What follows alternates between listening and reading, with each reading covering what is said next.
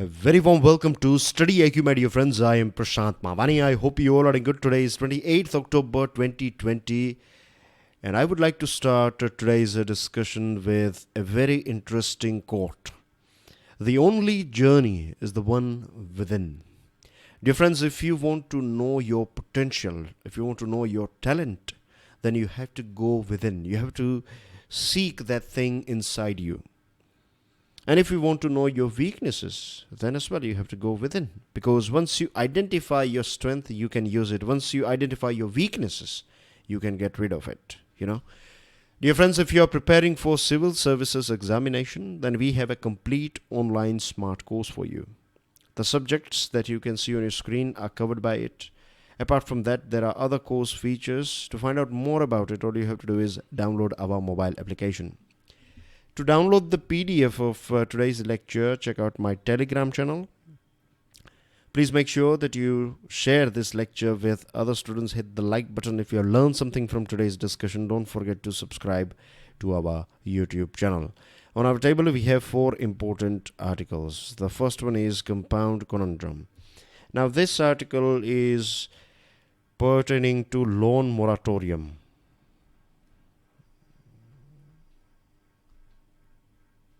Okay. Now, very briefly, I will take you through what it is all about. So, loan moratorium is, in layman's language, giving you a break from your EMI. So, let's say if you have purchased a motorcycle and if the loan tenure is for 3 years, right? So, if I give you 6 months moratorium, that means you don't need to pay this EMI for 6 months, and after 6 months you can of course start paying it as you used to do earlier on. So the loan deadline will be extended for 6 months, right? Obviously. So because of this lockdown, the government or RBI came out with this 3 months loan moratorium period for March, April and May, and then it was extended again for 3 months, June, July and August.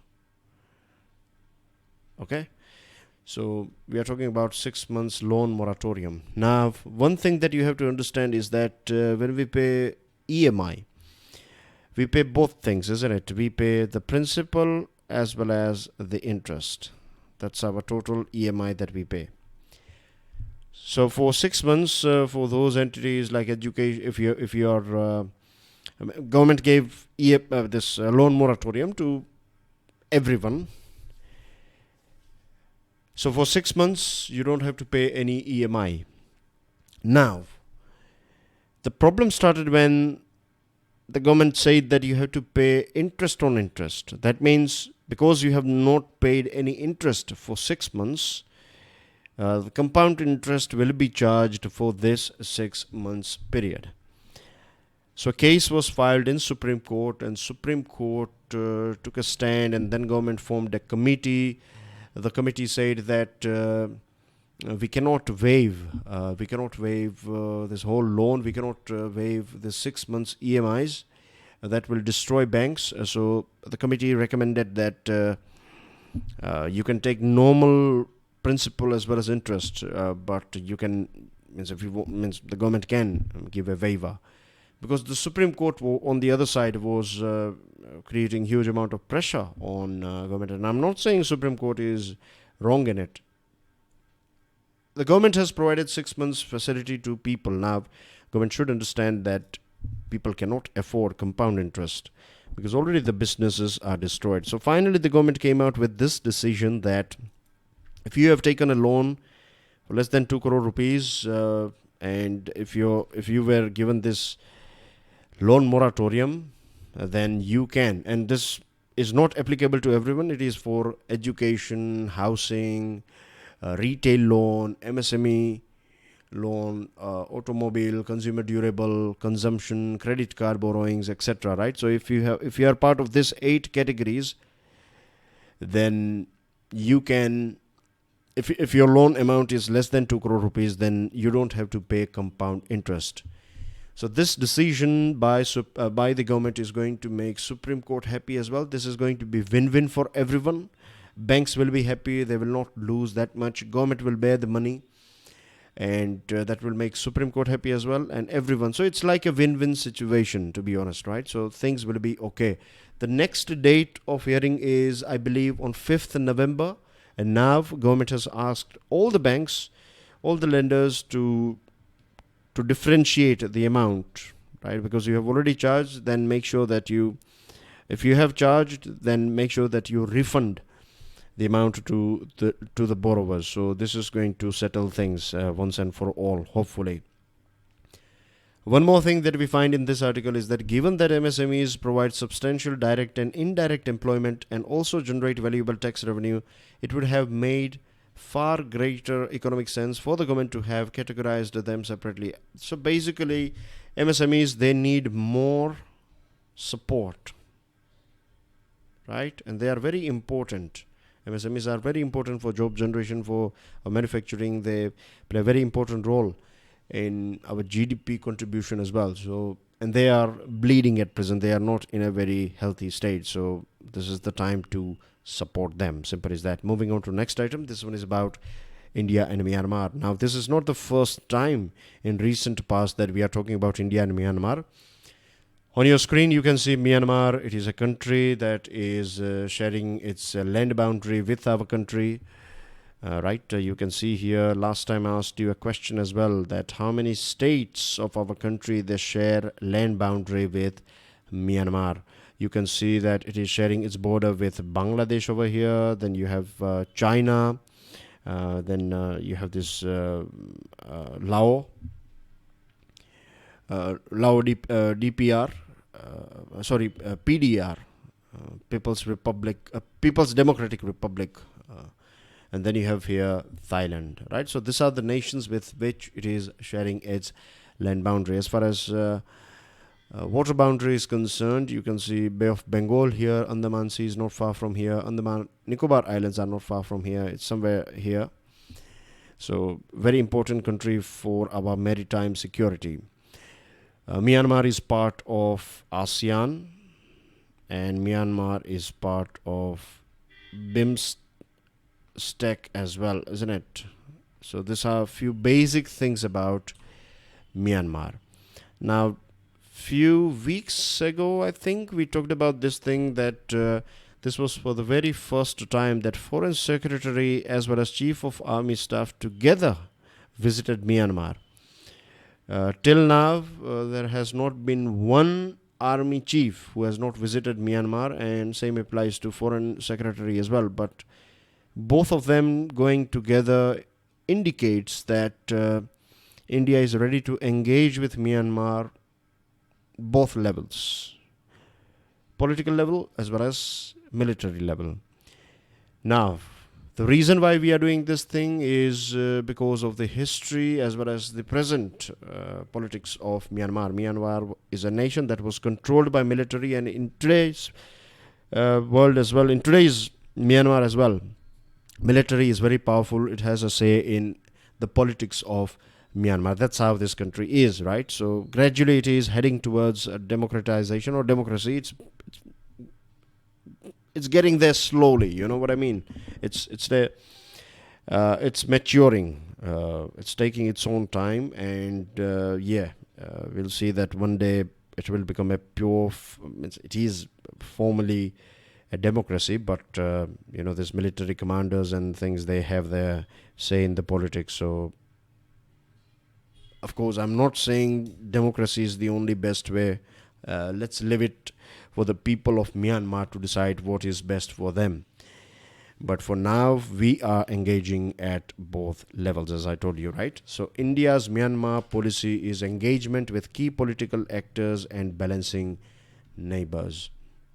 Now, we have a neighborhood first policy, as we all know, right? And that makes Myanmar one of the most important country for us. And till now, we have seen that when this military power was there in Myanmar, Myanmar's relationship with the Western world this relationship was very limited. There was a bit of animosity as well. But now things are improving. So this is one reason why Myanmar is also happy to have a good friend in its neighborhood, for example, India. Then Myanmar was heavily dependent on China. Now Myanmar wants to keep its eggs in different baskets rather than just one basket, that is China. So India is an alternative option for Myanmar. That does not mean that Myanmar will end its relationship with China, but that means that India will be a bit closer to Myanmar, right? China will always play an important role, but at the same time Myanmar will develop or take relationship with India to next level. One more thing that I would like to highlight is this river called Irrawaddy. I want you guys to find out more about Irrawaddy, right? A very important river for Myanmar, and it originates in Tibet, then it enters Myanmar, and as you can see, right, it crosses the country altogether and all the way down to Bay of Bengal. The mouth of Irrawaddy is in Bay of Bengal. Keep this thing in mind. And then you find Irrawaddy dolphins as well. So do a little bit of research on the things that I have just told you now, right? Irrawaddy river as well as dolphin. Now India suffers from an image of being unable to get its act together. That means see, they trust us, right? Neighboring countries, they do trust us, but the problem with our country is, our image is that we are ready to help, but we don't deliver on time, right? So that is the biggest image problem, and that is, to be honest, right, China is very good with it. China is a country that can finish, that has this capacity, capabilities as well as capacity to complete projects on time or before time, and they do it very beautifully as well. And I do understand things are not going very well between India and China at present, but these are some of the things that we have to accept. If they are good at something, then we have to accept this fact, and if we are bad at something, then we have to, right? We have to if we don't identify our weaknesses, then how we are going to work on it? So this image, we need to convert it, or we need a 180-degree turn in this image. We should be a country that if India has said something, then India will deliver it on time. This is how we should work. The inauguration of liaison office of the Embassy of India in Naypyi, though, may be seen as a routine diplomatic activity, but this is not a routine diplomatic activity. It is about bringing both nations together. As far as energy security is concerned, India is going to build a petroleum refinery in Myanmar. India is going to invest $6 billion. So this is going to be a very positive thing, a very strong pillar. Another area of cooperation that has expanded involves the border areas. As we know that we find insurgent activities along the border with Myanmar, and there are so many insurgents. What they do is they live somewhere over here, and then they enter into our country, and then they create troubles, and then they go back. So we did some surgical strikes as well, and Myanmar is ready to help us. Myanmar is ready to share data and intelligence, and is ready to act together as well. So we have said this thing, both nations, that we will not allow respective territories to be used for activities inimical to each other. Now, Bangladesh and Myanmar, they have this Rohingya issue between them. I'm sure you know the history of Rohingya, so I'm not going into the details like what happened a few years ago. So it is said that there are more than 1 crore Rohingyas living in Cox's Bazar area. So this is a huge burden on Bangladesh, and Bangladesh and Myanmar's relationship are not that great at present because of this Rohingya issue. So what India did, India engaged with both nations rather than criticizing any one of them or both of them. And that is a very smart, that is a very practical approach, I would say, that rather than creating issues and cracks, India started helping Bangladesh, started providing food and other aid so that Bangladesh can support this Rohingya people or refugees. And at the same time, India is working with Myanmar to create a solution for the resettlement of Rohingya. So that is a very big brother behavior of India. Delhi's political engagement and diplomatic balancing seems to have worked so far in its ties with Myanmar. For India, Myanmar is key in leading South Asia to Southeast Asia, and the eastern periphery becomes the focal point for New Delhi's regional outreach. As I told you, it is part of BIMSTEC and ASEAN, so that's what this line means. And now let's move on to next item, GST and the complexity of political negotiations. Now, dear friends, remember that when GST was introduced, it was termed as one of the biggest economic reform since independence, and no doubt it is a big economic reform. Now, if we go back, if you're following daily financial news analysis, then you know every single thing about GST and GST Council. I'm talking about recent past. I'm sure you know many things about it. You know basically everything about GST. But what happened in last few weeks' time, we have covered each and every single detail in daily financial news analysis series. But I do believe there are many students that they don't watch that video. I don't know why. I have said this thing many a times that this series, daily financial news analysis, is a very, very important series for your financial, business and economical current affairs. But anyway, right, those who are watching it, I'm sure you can ask them. They are, they are profiting out of it. Some of them, they have written to me as well, saying that they don't have words to express how much this series has helped them. Anyway, enough about daily financial news analysis. What I was basically saying that we have covered this topic. So for you guys, it's not going to be anything new. But for those of you who are not aware about it or you don't know the details about it, I'm going to be very brief. Of course, I cannot go take you through all the details in one lecture. But very briefly, we know because of this lockdown, there was big disruption and tax collection went down, and because of that thing, there was a massive revenue shortfall, and this created a big issue between central government as well as state governments. Not all states, but few states for sure. Now, the last couple of months, the center and states have not been on the same page over the issues connected with GST, and it is because of revenue shortfall. As a result, center-state relations have plumbed the depths. The diversity of interests is the badge of federalism. This is okay, right? If we find issues going on between central government and states, then we should not think about... we should not, think that one day our country will be bifurcated into small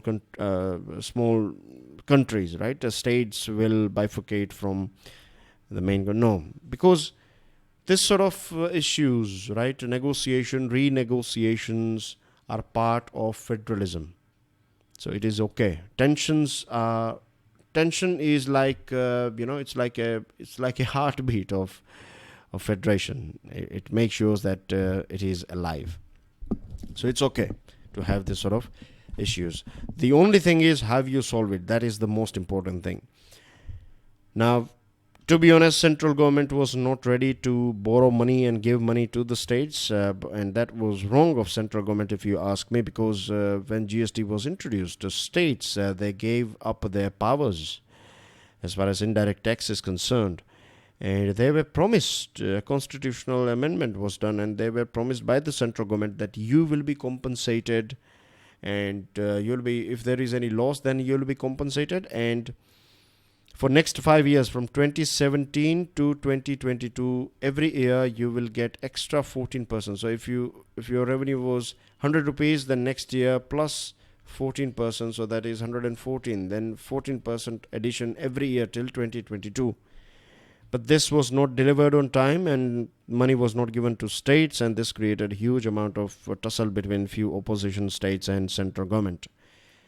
In May 2020, Government of India came out with this decision that fiscal deficit of state, the limit will be increased from 3% to 5%, but it was conditional, that if you improve things in this front, in one nation, one ration card. So from 3 to 3.5, there was no condition, but if you want to borrow more, let's say 0.5% more, then you need to have a thorough implementation of one nation, one ration card, perform in electricity distribution, ease of doing business, urban local body, and based on that, it's like more options will be available. So from 3 to 3.5, no conditions. 3.5 to 3.5 to 4, you need to have reform. Then if you want to touch 4.5, then you need to have more reforms, right, in these areas that are displayed on your screen. And if you implement all of them, then you can go up to max 5%. So it was conditional, and this did not help the states that much. They are still struggling. So finally, the Government of India has said that it will borrow money and it will distribute this money between various different states, and states are okay with this decision. Still, in next meeting, we will know more about it. Now, the thing that makes this particular article interesting is not just the discussion that we did so far. The most interesting thing is that when Congress was in power, and this happens with one-party dominance. At present, BJP is in power. There was a time when Congress was in power. So even at state level, Congress was in power. So issues like this were not dealt by central government and state government. Rather, intra-party channels used to work. You know what I mean? Intra-party means rather than official state government and central government discussing things, both are ruled by Congress. So Congress party people, they will have a discussion with each other and then they will solve the problem. That's how it used to work. And same thing applies in today's era as well. Today we have BJP at central level, and there are so many states that are ruled by BJP. So most of them, means not most, all of them, right? All the states that were part of NDA or ruled by BJP directly, they were on the same page with the central government. It is only the opposition states that were demanding for this borrowing that is taken by the central government and distributed to the states, rather than central government saying that you borrow it and you do it yourself. So opposition states were not happy with this thing. So yes, they are doing the same thing, right? That's how it works. Intra-party channels, they sort out problems. But when we used to have coalition government, things were a bit different. That's what Yashwant Sinha writes in his memoirs, that where we introduced VAT, value-added tax, at that point of time, central government chose to remain out of the highlight or limelight, and government of, group of state finance ministers helped to bring out VAT, and same thing applies to GST reforms as well. Moving on to last item, Gilgit-Baltistan game plan. Now, Pakistan is going to declare Gilgit-Baltistan as a province, and technically speaking, this is our part. Right, Gilgit-Baltistan is part of Jammu and Kashmir. At present, it is under control of Pakistan. It is part of this POK, but that does not mean that one day we will not get it back. Of course, we will. And it was a pure cheating by the British government as well, right? They misbehaved, they cheated, and they offered this land that was leased by this British government from Dogra rule. They handed over to Pakistan, and this is very unfair. And even today we can see issues are going on between these two countries, India and Pakistan.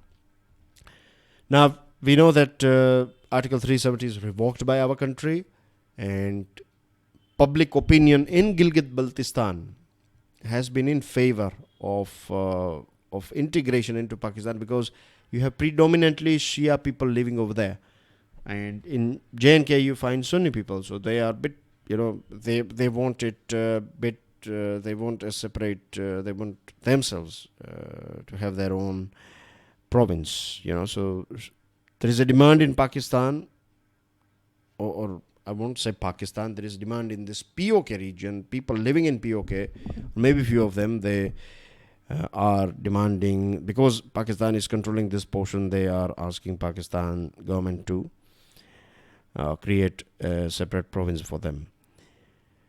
Now, last year, Article 370 was revoked, and this is one reason, because Pakistan knows. This is the second reason. The first reason is that Pakistan knows that for as far as Kashmir is concerned, right, for India, this is not only dead, but India has also buried this topic. So India will not talk with Pakistan on this topic.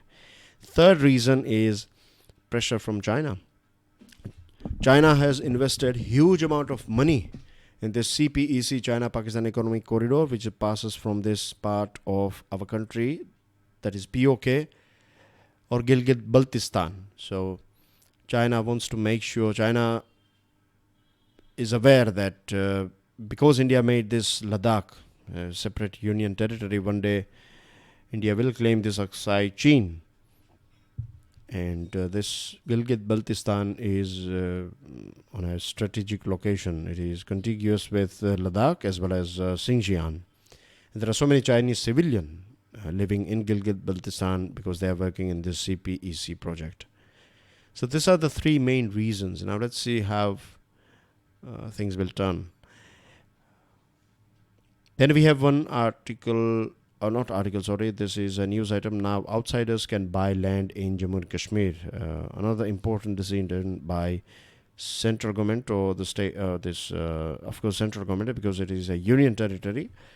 And this will attract more investment in Jammu and Kashmir, which will be good for its growth as well as development. And then you have some more news items. Please download the PDF and go through. And that's everything from my side. I'll see you soon with next lecture. Till then, enjoy your studies. Jai Hind.